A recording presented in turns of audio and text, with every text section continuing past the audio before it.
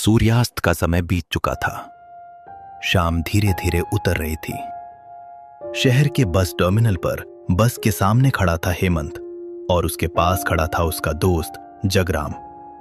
हेमंत के हाथ में एक पुराना सा लिफाफा था। लेकिन हेमंत, अचानक इस कड़ाके की ठंड में उस गांव जाने की क्या जरूरत पड़ गई, वो भी ऐसा अजीब सा खत मिलने के बाद? अरे जगराम, मैं खुद हैरान हूँ। दादा को गुजरे कितने साल हो गए और आज अचानक गांव से चिट्ठी आई है। किसी जायदाद को लेकर उलझन है। मुझे खुद ही जाकर देखना पड़ेगा। अब क्या करूं बता, जाना तो पड़ेगा ही। लेकिन अभी जाएगा? दिन में निकलता तो अच्छा रहता। मौसम देख रहा है, कोहरा छाने लगा है। हाईवे पर ऐसे मौसम में कितने एक्सीडेंट होते हैं, तुझे पता है ना? अरे छोड़ ना, इतना डर क्यों रहा है। इतने लोग आ जा रहे हैं, आराम से पहुंच जाऊंगा। और रात की बस के ड्राइवर तो पक्के होते हैं। वैसे भी गांव की सर्द रात देखने का शौक बहुत दिनों से था मुझे। ठीक है भाई, जैसा ठीक समझे। चलता हूं मैं, शायद परसों तक लौट आऊंगा। ठीक है।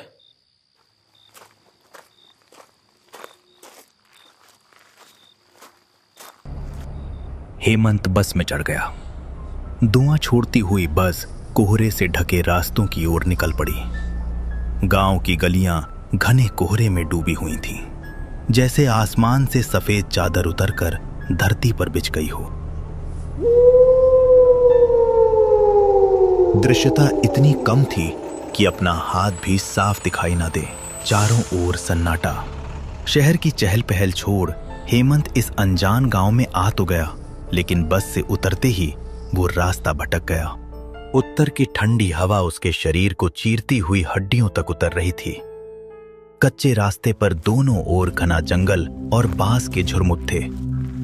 वो चलता जा रहा था, बस चलता ही जा रहा था।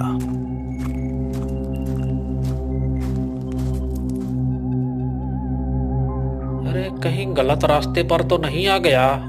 कितनी देर से चल रहा हूँ, एक भी घर नहीं है, एक भी इंसान भी नहीं है।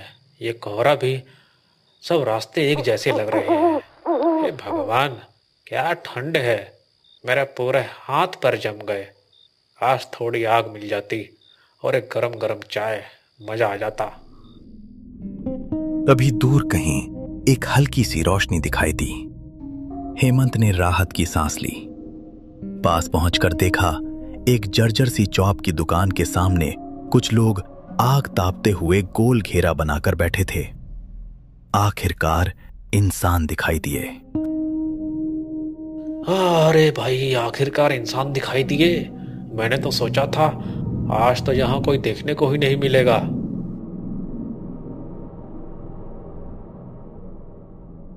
ओ भाई साहब, ओ भाई साहब, आप लोग गांव के ही है ना?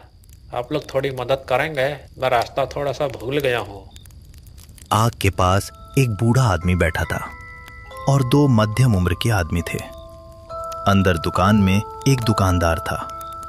उनके कपड़े अजीब तरह से पुराने लग रहे थे। क्या मैं यहाँ आग के पास बैठ सकता हूँ? बहुत ठंड लग रही है। हाँ बेटा, बैठ जाओ। गांव की सर्द रात में आग ही तो सबसे बड़ी दोस्ती है। शहर से आए हुए लगते हो। इतनी रात को इस सुनसान गांव में क्या करने आए हो? हाँ, शहर से ही आया हूँ, लेकिन बस से उतरकर रास्ता भटक गया और मैं यहाँ कुछ जरूरी काम से आया हूँ। चाय लोगे? यहाँ चाय और चॉप भी मिलता है। गरम चाय और चॉप खाओगे तो शरीर में जान आ जाएगी।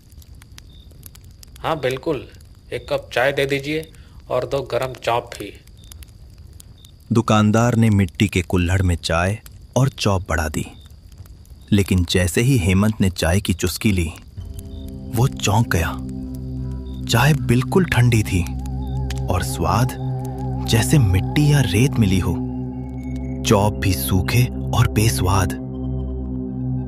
अरे ये क्या, चाय तो बिल्कुल ठंडी है और चाय का स्वाद भी बहुत अजीब है। उसकी बात सुनकर वहां बैठे सभी लोग एकटक उसे देखने लगे, घूरने लगे। उनकी निगाहें कुछ अलग थीं। आप सभी लोग ऐसे क्यों देख रहे हैं?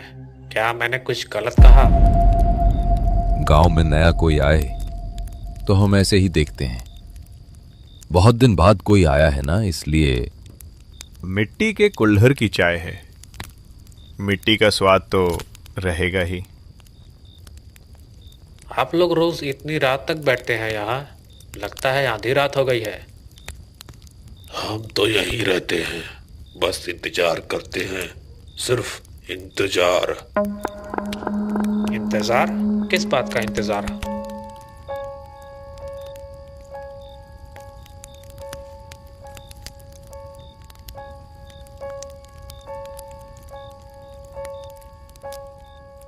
हेमंत के सवाल का किसी ने जवाब नहीं दिया। ठंड और तेज हो गई। आग की लपटें कांप रही थीं। चारों ओर सन्नाटा, सिर्फ सूखी लकड़ियों के जलने की आवाज और कहीं दूर पत्तों के गिरने की सरसराहट। तभी वहां बैठे एक आदमी ने बोला, सर्दी कुछ ज्यादा ही पड़ रहा है ना चाचा? एक तो साला अंधेरा है, ऊपर से इतना कोहरा पड़ रहा है। बहुत ठंड लग रहा है भैया। लेकिन ये कोहरा तो सिर्फ आंखों पर पड़ा पर्दा है, असल अंधेरा तो कहीं और ही है। दोनों की बातों का सिर पैर कुछ भी समझ नहीं पाया हेमंत। आग की लपटें चलते चलते कांप रही थीं। चारों तरफ सन्नाटा था, सिर्फ सूखी लकड़ियों के जलने की आवाज और बीच बीच में पेड़ों के पत्तों के गिरने की सरसराहट के अलावा कुछ भी सुनाई नहीं दे रहा था। तभी उस सन्नाटे को तोड़ते हुए फकीरा चाचा फिर से बोलना शुरू करते हैं।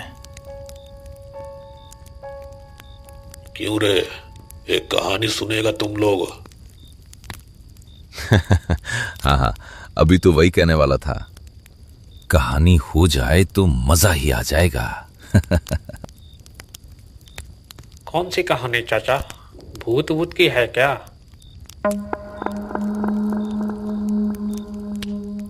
ऐसा बातें इस वक्त जुबान पर नहीं लाते हैं। फकीरा चाचा ने आग की लपटों को घूरते हुए कहना शुरू किया,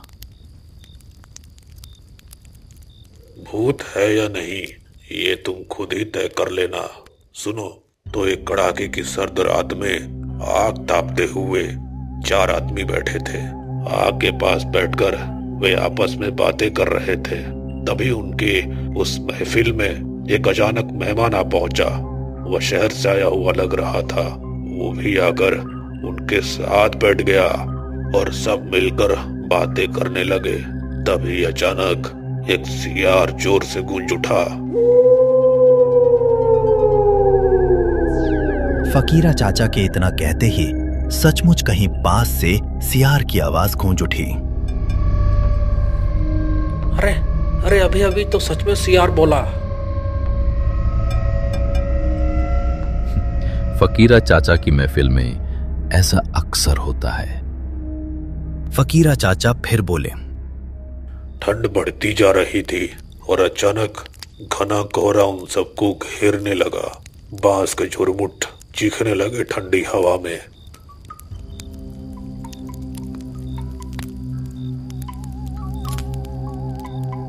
जैसे ही उन्होंने ये कहा, कोहरा और घना हो गया। बांसों से सचमुच कर्कश आवाज आने लगी। ये क्या हो रहा है? आप जो बोल रहे हैं वही सच हो रहा है। मुझे तो अब डर लग रहा है।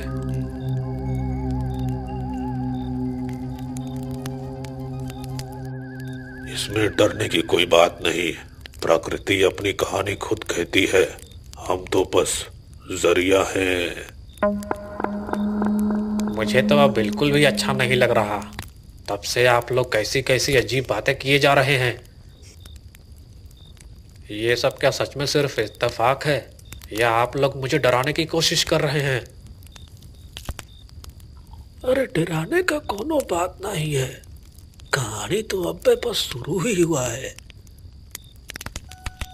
डरो मत, रात बिरात जब कहानी होती है तो थोड़ा बहुत ऐसा माहौल तो बनता ही है।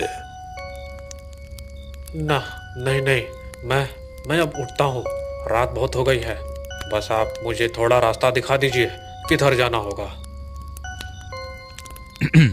अरे बैठो बैठो। कहानी का अंत सुने बिना ही चले जाओगे क्या? हेमंत के सीने के अंदर अजीब सा डर उठने लगा। उसके मन में शक पैदा होने लगा, लेकिन न जाने क्या सोचकर उसने ठान लिया कि वो एक परीक्षा लेकर रहेगा। मैं डर नहीं रहा, लेकिन चाचा, आपकी कहानी काफी अजीब है। मेरे आने के बाद से जो कुछ यहाँ हो रहा है, आप वही कहानी में कह रहे हैं या फिर आप जो कह रहे हैं वही हो रहा है? ये सब कैसे हो रहा है मुझे नहीं पता, लेकिन कहानी में ये भी हो सकता है कि... क्या हो सकता है? हाँ तो सुनिए, मान लो कहानी में ऐसा हुआ कि अचानक बुझती हुई आग की लौ भड़क कर तेज हो गई। आग सच में धीमी पड़ चुकी थी, लेकिन जैसे ही हेमंत ने यह बात सुनी, अचानक सामने जलती आग फुहक कर भड़क उठी। देखो देखो देखो, कहानी में जो कहा गया वो सच भी हो गया। आप तो अच्छी कहानी बना लेते हैं। लेकिन आप सब हंस क्यों रहे हैं? मेरी आंखों के सामने इतना अजीब घटना हो रहा है और आप लोग हंस रहे हैं। डर को ना बात का, जैसा आप चाहे हैं वैसा ही तो हुआ है। ये तो और मजा का बात है। आग की रोशनी में सब साफ दिखता है। जब आग भड़क ही गई है तो एक बार हमें ध्यान से देख लो। आग की लपटें ऊंची हुईं। हेमंत ने ध्यान से उनकी तरफ देखा और देखते ही उसका खून जम गया। उन सब के चेहरे धीरे धीरे काले, विकृत, भयानक होते जा रहे थे। हेमंत बुरी तरह डर गया। ये क्या हो रहा है? आप लोगों के चेहरे ऐसे क्यों हो रहे हैं? नहीं नहीं नहीं नहीं, मैं जरूर गलत देख रहा हूँ। गलत नहीं, सब सच है। बाकी कहानी नहीं सुनोगे क्या? बस कीजिए आप, बस कीजिए, मैं कुछ नहीं सुनना चाहता अब। शांत हो जाओ, अंत तो सुनना ही होगा। और कहानी का अंत ये है, शहर से आया वो लड़का कभी घर वापस नहीं जा पाएगा। ये सुनते ही हेमंत जोर से चौंक उठा। अब उसे सब समझ आ चुका था। कहानी का वो लड़का असल में वही था। फकीरा चाचा उसी की कहानी सुना रहे थे।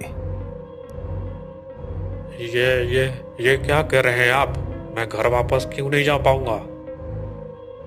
क्योंकि तुम्हारे लौटने का रास्ता पहले ही बंद हो चुका है। इसका मतलब क्या है? आप लोग हैं कौन? सच सच बताइए, क्या आप लोग डाकू हैं? कैसी बातें कर रहे हो? हम डाकू क्यों होंगे? तभी हेमंत की नजर दुकान पर पड़ी और वो सन्न रह गया।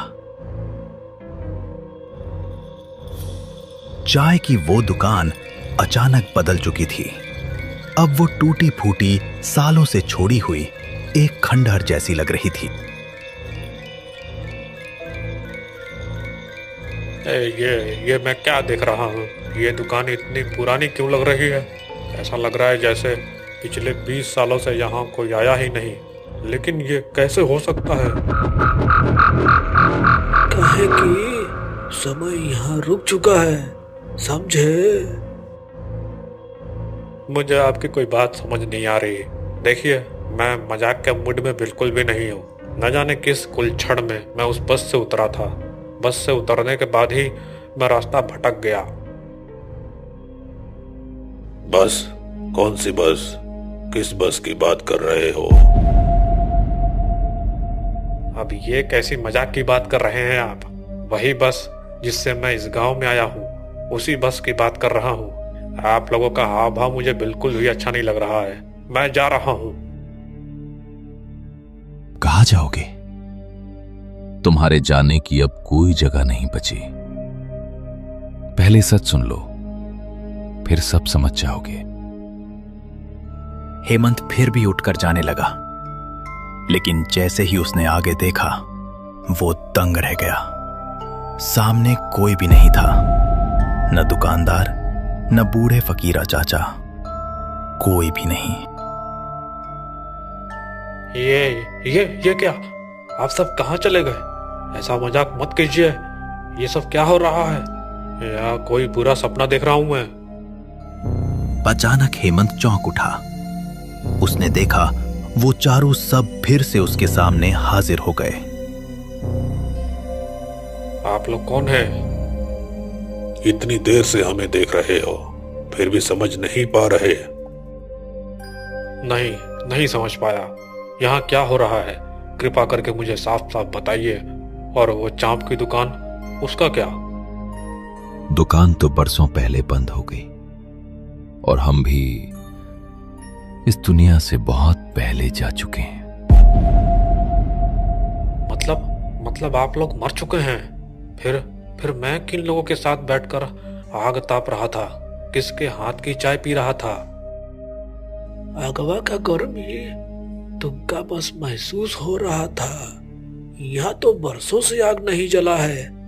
आज सिर्फ तुम्हारे लिए हमको जलानी पड़ी है। मरने के बाद बहुत ठंड लगती है ना। मेरे लिए आग जलाई? मरने के बाद ठंड लगती है? ये कैसी बातें कर रहे हैं आप? मतलब आप कहना क्या चाहते हैं? मैं भी? ठीक समझे, यहाँ जीवित लोग नहीं आते। नहीं, मुझे ऐसे डराइए मत। मैं जा रहा हूं। अगर जाने का रास्ता होता तो चले भी जाते। रास्ता तो तुम पहले ही खो चुके हो। लेकिन मैं कैसे मर सकता हूं? मैं तो बस से आया था। वही बस जिसकी बात कर रहे हो ना, वो आधा घंटा पहले खाई में गिर चुका है। क्या? बस खाई में गिर गई? मुझे तो कुछ याद भी नहीं है। मैं तो बिल्कुल ठीक हूं। कुछ ही पल बाद हेमंत ने महसूस किया उसका शरीर धुंधला पड़ने लगा है।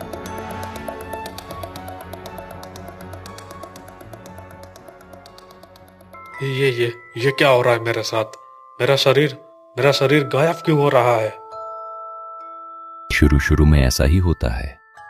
डरो मत, आज से तुम भी हमारे साथ रहोगे। तुम भी हमारी तरह इस कोहरे में फंस चुके हो। लेकिन आप लोग मरे कैसे? वो एक दर्दनाक कहानी है। बहुत साल पहले जब हम जिंदा थे, दूसरों के खेतों में काम करते थे या कम मजदूरी में मेहनत करके रोजी कमाते थे, और दिन के अंत में हमारी महफिल जमती थी नंदू के इसी चाय की दुकान पर। लेकिन सारी गलती हमारे गांव के मुखिया की थी। वो मेरी दुकान के लिए हर महीने जबरदस्ती चंदा मांगता था। मैंने देने से मना कर दिया। उसी दुश्मनी में उसने मेरी दुकान में आग लगवा दी। तेरी कोई गलती नहीं थी नंदू। तू तो उस रात दुकान में सो रहा था। मुखिया के आदमियों ने रात में आग लगाई और तू अंदर ही फंस गया। वो रात में हम लोगन का काम खत्म होते होते बहुत देर हो गया था। इसीलिए हम लोग इस रास्ता से लौट रहे थे। तभी हम लोग देखे नंदू के दुकानवा में आग लगा हुआ है और नंदू ससुरा अंदर फंसा हुआ है। फकीरा चाचा कुछ पल चुप हो गए। आग की लपटें उनकी आंखों में झिलमिलाने लगी। हम तीनों उसे बचाने के लिए आग में कूद पड़े, लेकिन नंदू को बचाने के चक्कर में हम खुद ही जलकर राख हो गए। हेमंत अब कुछ नहीं बोला। उसने चुपचाप अपनी किस्मत को स्वीकार कर लिया। धीरे धीरे सबकी परछाइयां कोहरे में खुलने लगी। उस उजड़ी हुई चौप की दुकान के सामने फिर से गहरा सन्नाटा उतर आया। वीरान, ठंडी, डरावनी रात। दूर कहीं से कुछ लोगों की हल्की सी बातचीत की आवाजें हवा में तैरती हुई आईं, लेकिन अब वो आवाजें हेमंत के कानों तक नहीं पहुंची। कोहरा और सर्द रात ने एक नए सदस्य को हमेशा हमेशा के लिए अपने साथ समेट चुकी थी।